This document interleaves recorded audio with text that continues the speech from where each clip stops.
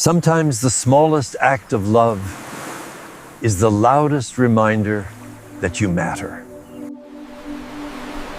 We don't always need grand gestures to remember that we are loved. Sometimes it's the warmth in a friend's voice, a memory that makes you stop and breathe differently, or a moment of stillness where your heart feels seen.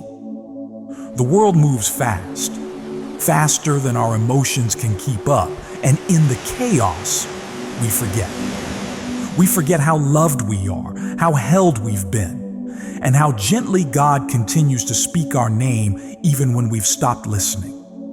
Maybe this isn't about discovering something new. Maybe today is just about remembering what's always been true. When the world feels loud, remember the voice that calls you beloved.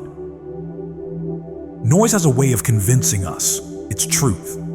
The opinions of others, the pressure to perform, the echo of past failures, these voices rise up louder than peace and faster than faith. They pile on before the day even begins. Before your feet hit the floor, you may already feel behind, unseen, or not enough.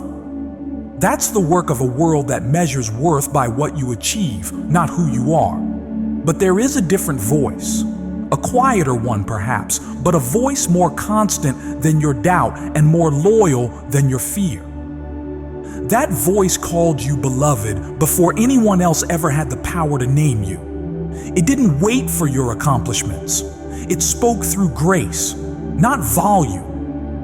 That's the challenge we face in a world so loud with comparison and criticism.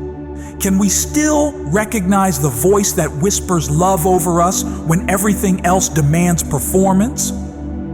At some point, the silence of God can feel like absence.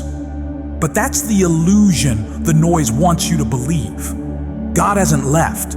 He's never been loud because he never needed to shout to prove his love. He just stays, present, unmoved by the world's shifting definitions, unshaken by your doubts, still calling you by your real name, beloved. Maybe what hurts the most is not that you've been overlooked by others, but that you've started overlooking yourself. You've gotten so used to being strong for others that you forgot to be gentle with your own heart. You've grown so accustomed to proving your value that you forgot it was already given to you, not earned, given. There's a quote that says, "Your value doesn't decrease based on someone's inability to see your worth." And if you can hold that for a second, really hold it. Not just in your head, but somewhere deeper. It might open a door inside of you, a door back to the version of you that remembers how to receive love without earning it. So many of us are walking around tired, not just because of how much we do, but because of how much we believe we must do to be seen, to be valid, to be enough. But the love of God has nothing to do with hustle. It has everything to do with being known. The author Max Lucado put it simply, God not only loves you, but he is love itself, and he can't stop being what he is. That means no moment of insecurity, no failure, no fear has the power to remove you from love. You don't walk in and out of God's affection based on how good or strong or successful you feel. It's steady, it's sure. It doesn't fluctuate with your moods or your mistakes. It just is. But we forget. And that forgetting, more than any failure, is what distances us from peace. Not because God walks away, but because we stop walking toward him. And slowly, day by day, the voice of love becomes harder to hear under the volume of expectation, until it feels far. There's a line in Scripture that feels like a whisper straight to the places where we've grown numb. It says, "I have loved you with an everlasting love. I have drawn you with unfailing kindness." Jeremiah 31:3. It doesn't say, "I'll love you once you figure it out," or "I used to love you before you messed up." It says, "I have loved you," which means right now, even if you feel like a mess, even if you've been distracted, anxious, or hardened by disappointment. The truth is, love doesn't wait for the perfect version of you to show up. It never did. And if you've been walking through your days measuring yourself by the noise, maybe today is your invitation to step out of the storm and listen again. You are not what others say about you. You are not the job title, not the mistake, not the silence in your inbox, not the last thing you failed to finish. You are not a burden, a project, or a disappointment. You are beloved, and that doesn't change. But it's not enough for me to say it. You have to start saying it back to yourself, not as a chant, not as a performance, but as a return to truth, a gentle return. Every morning, every moment you feel like you've lost the plot, every time someone else's voice tries to rewrite your worth, this remembering, it's not a one-time thing. It's daily, it's raw, it's clumsy sometimes. But the more you make space to hear the voice of love, the easier it becomes to recognize it in a noisy world. So, what can you do practically? You can begin by giving yourself moments of stillness again. Not because stillness fixes things, but because it reminds you that you're allowed to be even when you're not producing. You can give yourself permission to pause before rushing into the expectations of the day. Not to escape them, but to realign yourself with a deeper truth. You are already seen, already loved, already held. Even if no one else says it today, let this be the voice that speaks into the quiet places of your soul. You are not forgotten. You are not invisible. You are not unloved. You are seen by the one who doesn't change with the seasons, doesn't flinch at your flaws, and doesn't stop calling you by the name he gave you long before the world tried to rename you. Beloved, that name is still yours. It hasn't expired, it hasn't been lost, it hasn't been worn out by the days you doubted it. So let today be a return, not to something new, but to something old and deep and true. Let it be the day you start listening again to the only voice that speaks with eternal clarity, the voice that doesn't compete, the one that always knew who you were. That voice is still speaking, and it's waiting for you to remember. Scars don't scare God. They remind him where to heal. It's not always the pain itself that lingers, it's the shame attached to it. Wounds eventually close, but the stories we tell ourselves about those wounds, those can echo for years. Long after the moment has passed, long after others have forgotten, we still hold on to the lie that our broken places make us unworthy of being loved fully. Somewhere along the way, we learned to hide what hurt us, to package it up behind smiles, accomplishments, or carefully chosen silence. We became good at looking whole even when we weren't. And in doing so, we often came to believe that the parts of us we covered were the parts God couldn't possibly want. But that's not the truth, not even close. There's a quiet, powerful line by Leonard Cohen that says, "There is a crack in everything. That's how the light gets in." Maybe that's what grace looks like. Not perfect people earning perfect lives, but cracked hearts letting the light in where the world tried to seal them off. Maybe your wound isn't your weakness. Maybe it's your welcome. The place God keeps coming back to, not to shame you, but to love you deeper.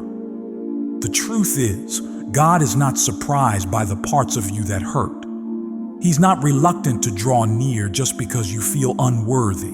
If anything, He's most tender toward the places you've tried hardest to hide. Not because He wants to expose you, but because He wants to free you. What you call a flaw, He calls a place of entry. What you call a reason to withdraw, He calls a reason to stay. We often talk about healing as something that happens once, a clean break from the past. But real healing is often uneven. It shows up in layers. One day, you feel strong. The next, you're back in the ache again. That doesn't mean you're failing. It means you're human.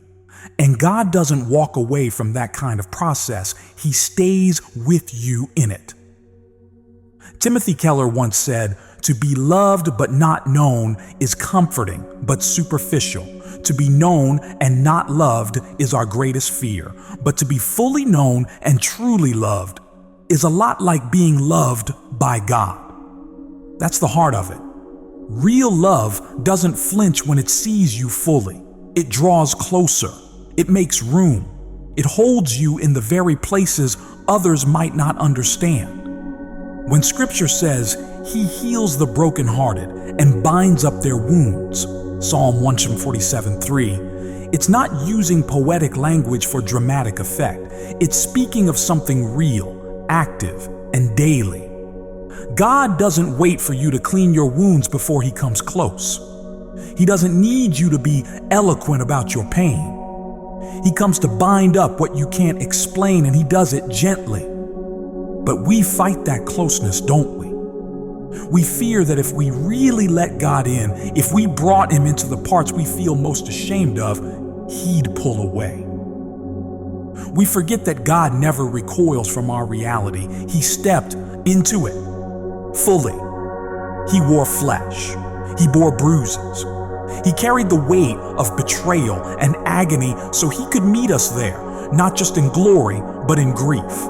Not just in success, but in sorrow. So what if the story you've been telling yourself about your pain isn't the full story? What if your scars don't make you less worthy, but more available, more sensitive to the pain of others, more able to sit with someone in their storm without needing to fix them, more attuned to what real love looks like because you felt what it's like to be loved when you're undone? There's something sacred in that, something honest. And maybe that's the kind of person the world needs more of, not the flawless, but the faithful, not the polished, but the present. Those who show up with tenderness because they know what it means to be broken and still breathing. You see, wounds don't disqualify you from walking in purpose.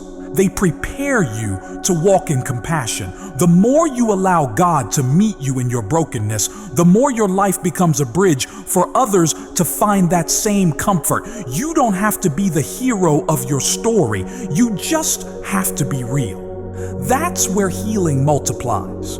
In the moments when you're tempted to believe that your broken places are proof of failure, remember this: the cross was not a clean or painless symbol.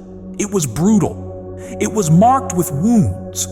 And yet, that is where the fullness of love was revealed. If God chose scars as the canvas to display His love, why do we believe ours are too ugly for Him? Christine Caine once said something that strikes deep. Sometimes when you're in a dark place, you think you've been buried, but you've actually been planted. That shift in perspective doesn't erase the pain, but it gives the pain a purpose. It lets light enter the places you thought were dead. It shows you that the story isn't over, even when you can't see the ending yet. Growth doesn't always feel like progress. Sometimes it feels like struggle. But struggle doesn't mean you're losing. It means you're still in it, still hoping, still moving. And that is holy ground. That's where God does His most intimate work, in the wrestle, in the waiting, in the cracks that let the light in. If today you're carrying a scar that still stings, you're not doing something wrong. You're alive.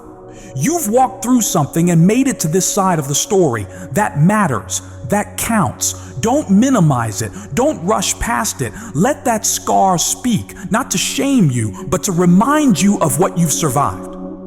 Let it also remind you that you were never alone in it. Even in the moments you felt abandoned, God wasn't far. He's never been a distant observer of your pain. He enters it. He sits in it. And He doesn't run from your mess. He redeems it. But redemption isn't always loud. Sometimes it's quiet. Sometimes it comes in the form of rest you didn't expect to feel. A OMG! conversation that softens your heart, a song that reminds you to breathe again. That's healing too. Don't overlook it just because it didn't come with fanfare. The slow return of peace is still a miracle. You may not be able to undo what happened, but you can choose how it shapes you. You can let it close you off, or you can let it open your heart wider, wider to grace, wider to others, wider to the kind of love that doesn't ask you to be impressive, just honest. And if that still feels impossible, then just start here. Let God see you. Let Him see all of it. Not just the cleaned up parts, not just the words you know how to pray. Let Him see the ache, the guilt, the places where you still don't have closure. He's not asking you to edit yourself. He's asking you to let Him in. Jenny Allen once wrote, "The enemy's favorite lie is that if anyone knew the truth about you, they'd walk away. But God knows it all, and He stays." Let that sink in. Really. Let it unravel the shame you've been carrying like a second skin. Because the God who formed you never flinched at your frailty. He formed you knowing the cracks, and He still called it good. Healing isn't a race, it's a relationship. And relationships are built on trust, not performance. So if you're weary of trying to look okay when you're not, maybe today is the day you stop trying and start resting. Not in perfection, but in presence. Not in proving yourself, but in being known. You don't need a fresh start to be worthy. You don't need a clean record to be lovable. You don't need a fixed past to walk in peace. You just need to know this. You are not disqualified. You are still chosen, still being shaped, still deeply, fully loved. The world may not always reflect that truth back to you. People may forget, misjudge, or abandon, but God does not, and He never will. What He began in you, He will carry to completion, not because you're strong, but because He is faithful, faithful to you, even when you forget to be faithful to yourself. If you've been wondering whether you're too broken to be used, too wounded to be loved, let this be the moment where that lie breaks. Let it fall apart, because it was never built on truth anyway. Love has never been based on your performance, and healing has never been off limits to the hurting. You may carry scars. So did He. And through those very scars, the whole world was changed. Let your story be what it is, not sanitized, not perfect, but honest. And let your scars be what they are, signs that you felt deeply, that you've endured, and that you're still open to the possibility of being made whole again and again. Because God is not scared of what's broken. He's already written Himself into the cracks, not as a visitor, but as a healer, and He's not leaving. Even in the waiting, you are not wasting. We don't usually notice waiting until it stretches long enough to become uncomfortable. There's a subtle kind of ache that creeps in when days begin to blur, when prayers echo back with silence, when hopes don't bloom as quickly as we imagined. And somehow, the longer the wait, the more we question the worth of what we're waiting for. Or worse, the worth of ourselves. It's not easy to hold on when there's nothing to hold in your hands yet. The world around us is fast, loud, and obsessed with results. We're conditioned to celebrate arrivals, not delays. But life doesn't always unfold on our preferred timeline. And the things that matter most, healing, purpose, love, transformation, often grow in slow, hidden places, far beneath the surface, where no one's watching, where it's just you, your questions, and the God who hasn't walked away. In moments like these, it's tempting to believe the pause is a punishment, that you've been overlooked, that maybe you missed your moment. But what if the waiting isn't empty time? What if it's holy ground? Lisa TerKeurst once wrote, "The longer the wait, the deeper the roots. What God is building in you will last." That's a hard truth to swallow when you're living in the middle of uncertainty. But it's also where endurance is formed, where your character gets shaped not just by what you're hoping for, but by how you choose to hope. When you're in a waiting season, it's easy to feel behind, as if everyone else is moving ahead, reaching milestones, building lives you can only watch from a distance. But comparison doesn't tell the full story, and not every delay is a detour. Some delays are preparation. Sometimes what looks like stillness on the outside is actually strength being forged on the inside. In Scripture we read, "The Lord is good to those who wait for Him, to the soul who seeks Him." Lamentations 3:25. Not just to those who achieve, not just to those who always know what they're doing, but to those who wait, to those who continue to seek even when it doesn't make sense yet.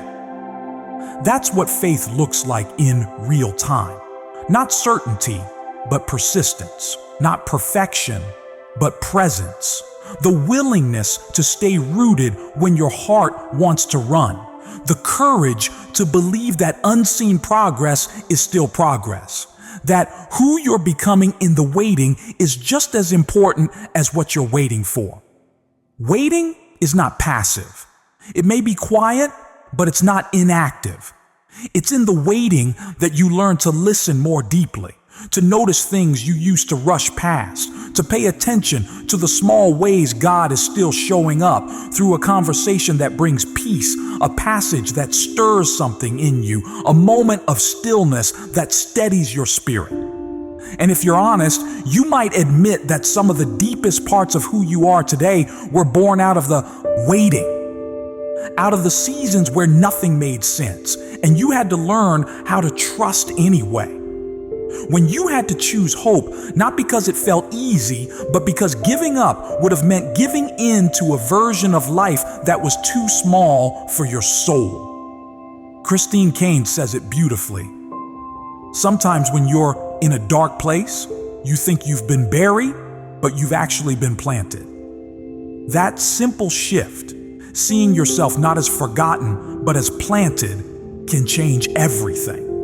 It reclaims the narrative. It tells you there's more going on than what your eyes can see. Planted things look like buried things until growth starts breaking through the surface. But that growth doesn't come all at once. It starts slow. It struggles toward the light. It takes time. And every second spent in the unseen soil is still part of the miracle. You may not feel like anything is moving. You may be tempted to dismiss this chapter as a holding cell, but the truth is, waiting teaches you how to endure without applause, how to believe without constant confirmation, how to stay when walking away would be easier. And that kind of faith, that's not weak, that's not wasted, that's powerful. Because when you come through this season, and you won't just be someone who waited. You'll be someone who was transformed by the waiting, someone who carries depth, compassion, and quiet strength, someone who knows that timing is not always in our control, but trust is always in our hands. There's something sacred about not rushing what God is growing in you, about letting Him write the story in His own cadence. There's a peace that comes, not from getting what you want, but from knowing that the one who holds your story isn't careless with it. It's okay if you're tired. It's okay if you've grown impatient, but don't let impatience turn into hopelessness. Don't let delay convince you that your life has stalled. What you see as a pause may be the very thing preserving you for what's next. It's a strange truth, but a real one. Sometimes God slows us down not to punish us, but to protect the part of us He's still shaping. There are things you're learning right now, humility, endurance, emotional honesty that no fast path could ever have taught you. And these aren't side lessons. They are the foundation. Think about the moments in your life that mattered most. Were they always the ones that came quickly, or were they often the ones that cost something? The ones that forced you to sit still, to wrestle, to wait. Those moments gave you more than you realized at the time. And what you're walking through right now, yes, even this long stretch of not yet, is forming something in you, something unshakable, something steady. William James once said, "Act as if what you do makes a difference." It does. And even when what you're doing feels invisible, even when your faithfulness doesn't get noticed by anyone but God, it still matters. The choice to keep showing up for your life, even when it feels unresolved, is no small thing. It's sacred. Maybe today isn't the day you get what you're hoping for, but it could be the day you choose to believe again that your story is not stalled, that what looks delayed may actually be divine timing, that the quiet places aren't the places God avoids, they're the places He builds. Don't despise the slow days. Don't reject the silence. Let this season teach you how to be rooted before you bloom. Because when the next chapter does arrive, you'll carry the strength, softness, and stillness that only waiting could have written into your spirit. The fruit that grows from patience is always richer. The joy that comes after a long wait is always deeper. The peace that's found in surrender is always more lasting than the thrill of quick wins. So even if you can't speed up the process, you can soften your posture toward it. You can decide that waiting doesn't mean wasting. You can let go of timelines without letting go of trust. And in doing so, you open yourself to the unexpected beauty of a God who is never rushed and never late. He knows how long it's been. He knows how weary you feel. And still, He hasn't abandoned your story. He's just building it from the inside out. Let that truth hold you today. Let it pull you back from the edge of discouragement. Let it remind you that faith is not built in the outcome. It's built in the waiting. You're not falling behind. You're being grown quietly, faithfully, beautifully. You are allowed to be loved, even when you're still growing. There's a subtle kind of pressure that lives in most of us, the quiet urge to have it all together before we let people get close. Somewhere along the way, we began to believe that love is reserved for the finished version of ourselves, the one who doesn't struggle, the one who always responds with grace, the one who prays consistently, never doubts, and handles every setback with wisdom and poise. That version of ourselves, the imagined, polished version, is the one we think deserves love, but it's not real, and more importantly, it's not required. You're not a final draft. You never had to be. You are a person in progress, not a project to fix, not a product to sell. And you don't have to reach some invisible benchmark of goodness before you're worthy of being embraced by God or anyone else. There's a beautiful grounding line from Brené Brown that whispers truth into this very tension. You don't have to be perfect to be loved. You just have to be honest. Honesty invites grace, not performance, not perfection, just the willingness to show up with your real self, unfinished, unsure, and still becoming. Too often we hide behind performance because we fear rejection. We fear that if people saw the mess, the inconsistencies, the contradictions, the immaturity, they'd step back. But God doesn't operate like that. His love doesn't shrink in the face of growth. It leans in. In fact, one of the most radical truths of the Christian faith is that love doesn't wait on transformation to begin. It initiates it. While we were still in our sin, still in our patterns, still blind to our need, Christ died for us. Romans 5:8 tells us this with a fierce kind of clarity. While we were still sinners, Christ died for us. That means love arrived before change, not after. And that's not just a theological point. It's a personal invitation. It invites you to stop disqualifying yourself from love just because you're still figuring things out. It invites you to accept that the growing version of you is already held, already chosen, already being formed, not discarded. C.S. Lewis once wrote, "The Christian does not think God will love us because we are good, but that God will make us good because He loves us." That distinction matters. It reframes everything. You're not loved because you've earned it. You're being shaped because you've received it. Grace doesn't wait on improvement. Grace walks with you through it. If you've been carrying the weight of pretending, of trying to appear further along than you really feel, maybe this is the moment to let go of that burden. Not because growth doesn't matter, it does, but because you were never meant to grow alone. You were never meant to perfect yourself in isolation and then return to the arms of love once you were good enough.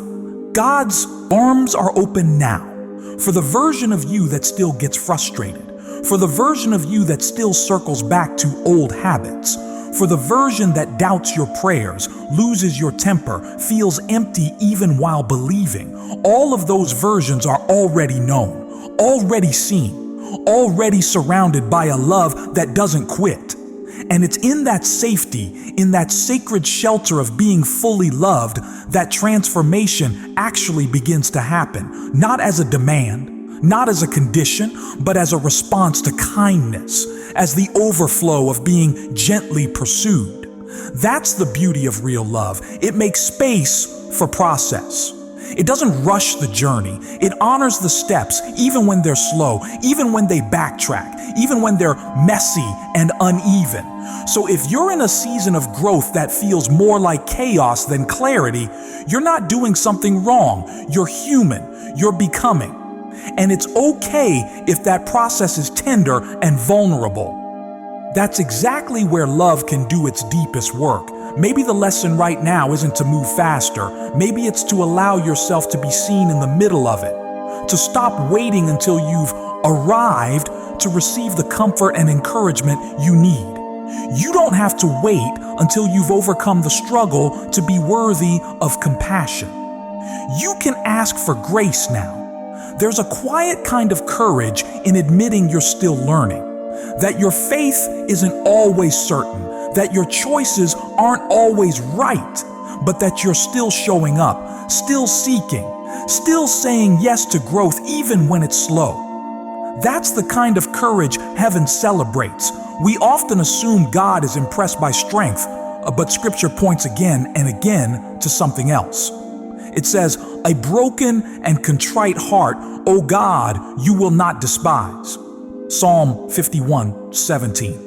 He doesn't reject weakness. He doesn't flinch at your immaturity. He draws near to it, not to indulge it, but to walk with you through it. If you felt distant lately, if you've been avoiding prayer or community or rest because you feel unworthy of it, you're not being punished. You're being pursued. Not because God needs something from you, but because He longs to be near you, even now, even in this unpolished chapter. Let go of the idea that you need to be the best version of yourself before you can be loved.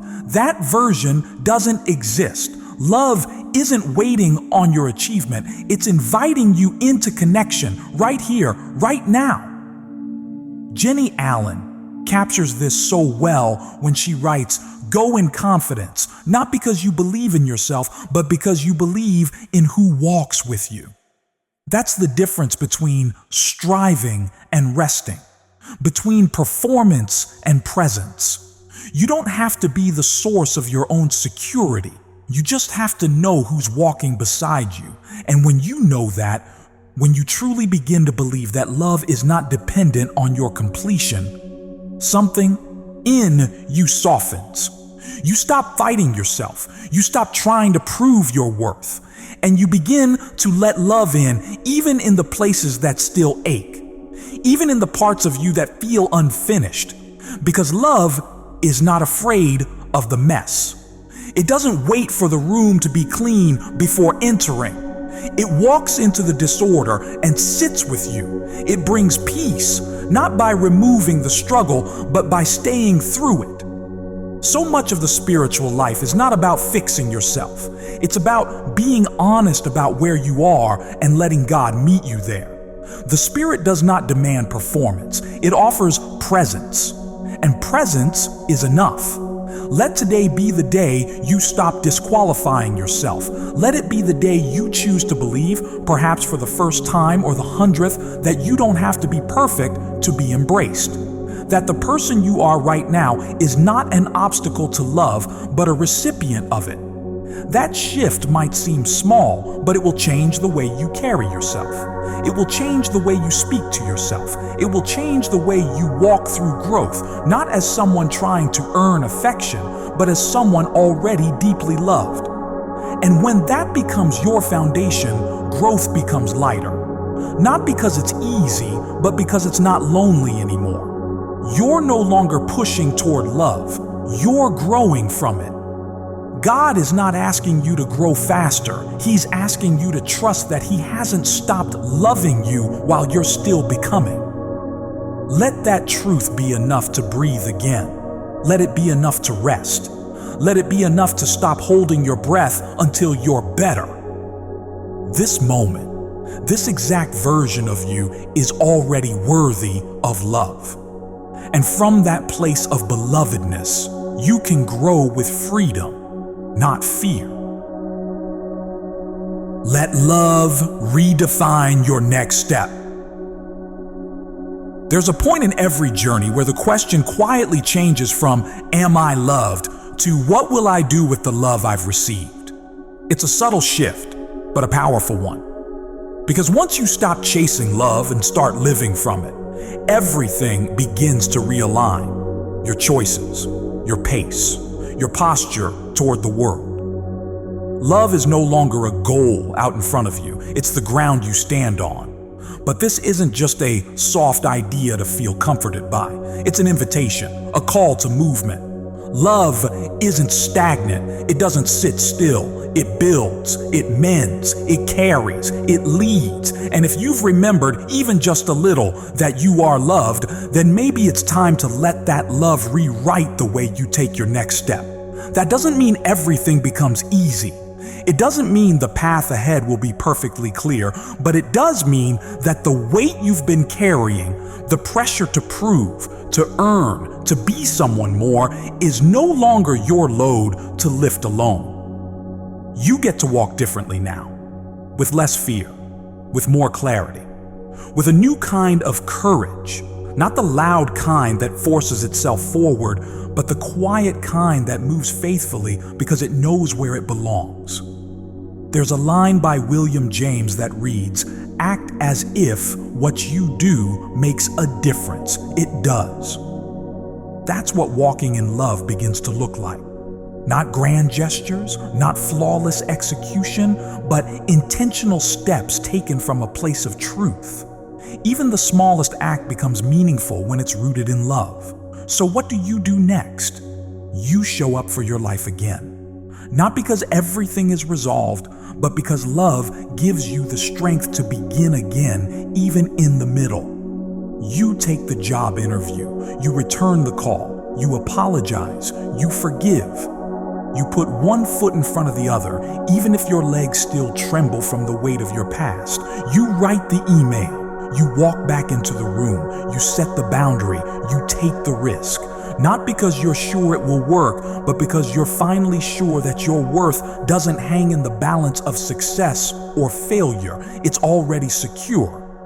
Faith in God's love gives you back your agency. You're not frozen anymore by what others might think. You're not held hostage by the need to meet every expectation. You can breathe again and move again and create again, not from fear, but from fullness. There's a quote by Jenny Allen that says, "Go in confidence, not because you believe in yourself, but because you believe in who walks with you." And that might be the real breakthrough of this journey, not that you've become stronger on your own, but that you've remembered who never left your side.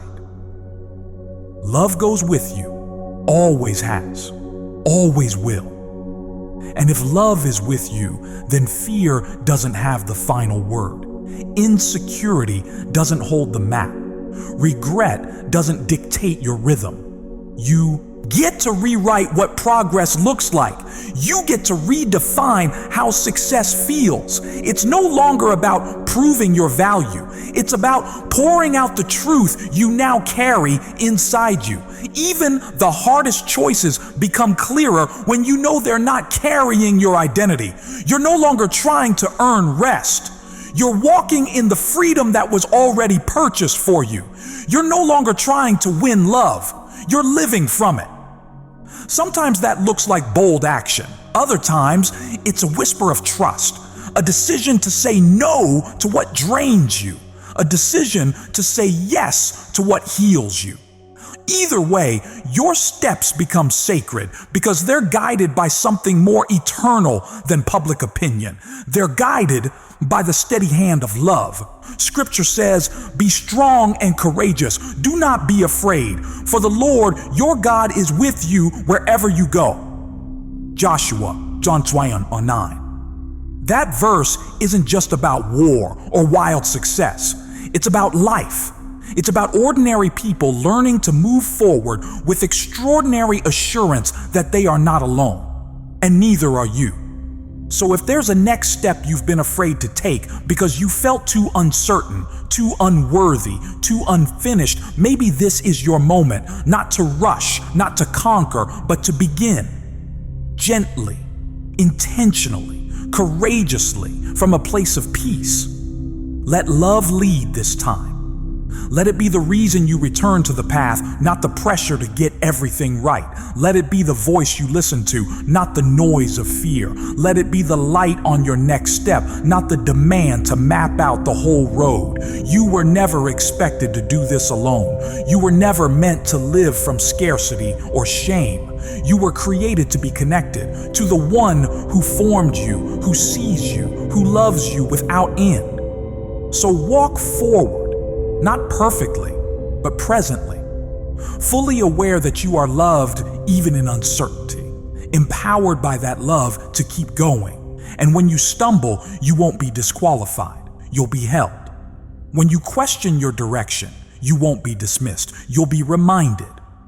When you lose sight of your worth again, and you might, you won't be abandoned. You'll be called back again and again. Because that's what love does. It stays, it shapes, it sends. If today reminded you of how loved you are, don't keep that to yourself. Let it change the way you move through your world. Let it soften your heart toward others. Let it lift your eyes toward what's still possible. You don't have to have it all figured out. Just don't forget this. You are deeply loved right now, in this very moment, as you are, and that love is calling you forward. Let it lead. We'll meet again tomorrow. Until then, may peace anchor your soul, and may grace find you in every quiet step you take.